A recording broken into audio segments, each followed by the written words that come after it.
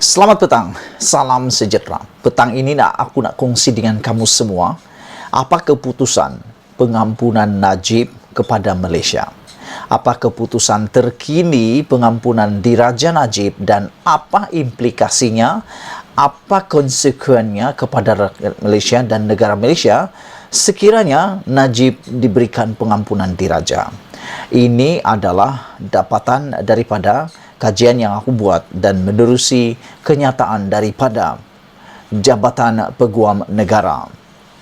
Ampun Najib permain kedaulatan undang-undang, kata Badan Peguam.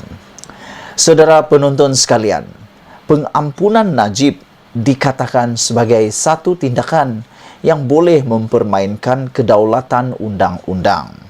Selain daripada itu, Najib yang baru mahu mencapai genap 20 hari di penjara, sudah pun begitu banyak isunya berkaitan dengan kesihatan beliau. Yang menjadi persoalan ialah sejauh mana ketahanan Najib mencapai 12 tahun di penjara Kajang. Penonton sekalian, pengampunan Diraja untuk Datuk Seri Najib Razak kini adalah pramatang. Kerana bekas Perdana Menteri itu masih menghadapi 4 kes jenayah, kata Presiden Badan Peguam Malaysia, Karen Chia hari ini. Sebelum kita teruskan, aku nak ulas tentang perkara ini. Bagi mereka yang belum tahu, Najib menghadapi beberapa lagi kes jenayah yang masih di dalam perbicaraan di Mahkamah Tinggi. Antaranya ialah 4 kes yang melibatkan 1MDB, SRC dan sebagainya. Menurut Presiden Peguam Malaysia, Badan Peguam Malaysia ini, iaitu Karen Chia, keputusan pengampunan Diraja Najib kini adalah pramatang kerana masih mempunyai 4 kes lagi yang melibatkan Najib Tun Razak. Beliau juga berkata walaupun Najib berhak memohon berbuat demikian, memberinya pengampunan sejurus selepas dia memulakan pemenjaraannya akan mempermainkan sistem keadilan jenayah dan kedaulatan undang-undang Malaysia, katanya lagi. Saudara penonton sekalian, adalah pendirian Badan Peguam Malaysia bahawa pengampunan penuh seawal-awalnya akan dianggap sebagai pramatang memandangkan bekas Perdana Menteri itu masih menghadapi banyak pertuduhan pengubahan wang haram dan pecah amanah jenayah. Satu presiden berbahaya akan ditetapkan jika pengampunan Diraja diberikan dalam kes ini. Ia akan kelihatan mereka yang memegang jawatan eksekutif berkuasa pada masa lalu dan masih menghadapi tuduhan jenayah yang sama di hadapan mahkamah adalah di atas undang-undang atau tidak boleh dicela, kata Chia. Ini yang selalu aku katakan, iaitu duluan atau presiden. Makna kata, kalau Najib diampuni seawal 20 hari ini atau seawal-awalnya, sedangkan dia masih menghadapi kes perbicaraan jenayah di Mahkamah Tinggi, ada 4 lagi dan menyusul pelbagai lagi, ini akan menjadi satu duluan dan ikutan. Maknanya kalau Najib dapat pengampunan pada waktu ini, orang lain akan datang juga akan menggunakan isu ini untuk mendapatkan juga pengampunan. Mereka akan gunakan kes Najib sebagai kes duluan. Ini satu perkara yang berbahaya.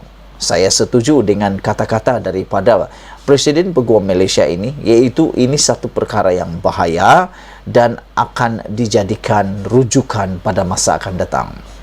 Selain daripada itu, Presiden Badan Kehakiman Malaysia ini juga berkata, sejak skandal 1MDB terbongkar pada tahun 2015, reputasi negara telah menjadi sinonim dengan rasuah dan menyerahkan penyalahgunaan kuasa yang parah.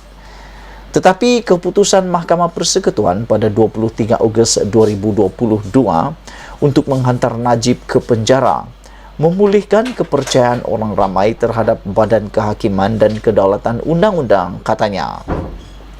Sepanjang kisah itu, perlu diperhatikan bahawa bekas Perdana Menteri itu masih belum menunjukkan penyesalan atas tindakannya. Walaupun berkali-kali menggambarkan dirinya sebagai mangsa sepanjang prosiding di Mahkamah Persekutuan, sama ada melalui cabaran mengenai representasi undang-undang atau meminta penarikan balik Ketua Hakim Negara. Badan Peguam Malaysia berpandangan bahawa memberikan pengampunan diraja kepadanya secara langsung bertentangan dengan keputusan Mahkamah Persekutuan dan memberikan satu bentuk kebebasan daripada undang-undang. Sekali lagi, secara ringkasnya ini akan mempermainkan sabitan dan hukuman yang dijatuhkan oleh Badan Kehakiman Bebas, katanya menerusi Melemel. Merujuk kepada Datuk Seri Anwar Ibrahim, Allahyarham Datuk Mokhtar Hasim dan Allahyarham bekas Menteri Besar Selangor, Datuk Harun Idris, Chia menegaskan bahawa penerimaan pengampunan diraja sebelum ini telah menjalani sebahagian besar daripada hukuman penjara mereka sebelum dibebaskan. Najib baru 20 hari. Takkanlah nak dibebaskan. Dan menurut kebiasaannya, mereka hanya dapat pengampunan selepas 2/3 daripada hukumannya telah selesai. Makna kata kalau Najib kesnya 12 tahun, 2/3 itu ialah 8 tahun. Selepas 8 tahun di penjara, barulah mendapat pengampunan. Oleh itu, beliau berkata, Najib yang hanya menjalani hukuman kurang daripada sebulan, dengan sebahagian besar daripadanya di bilik mahkamah dan hospital, harus menjalani lebih banyak hukuman sebelum permohonannya dipertimbangkan. Walaupun bekas Perdana Menteri itu berhak untuk mendapatkan pengampunan diraja, adalah pandangan Badan Peguam Malaysia bahawa dia tidak layak mendapat pengampunan sedemikian daripada yang di Pertuan Agong pada ketika ini, katanya. Najib kini menjalani hukuman penjara 12 tahun di penjara Kajang selepas panel 5 Hakim Mahkamah Persekutuan mengekalkan sabitan dan hukuman atas kesalahan menyeleweng RM42 juta dana SRC Internasional Sdn Bhd.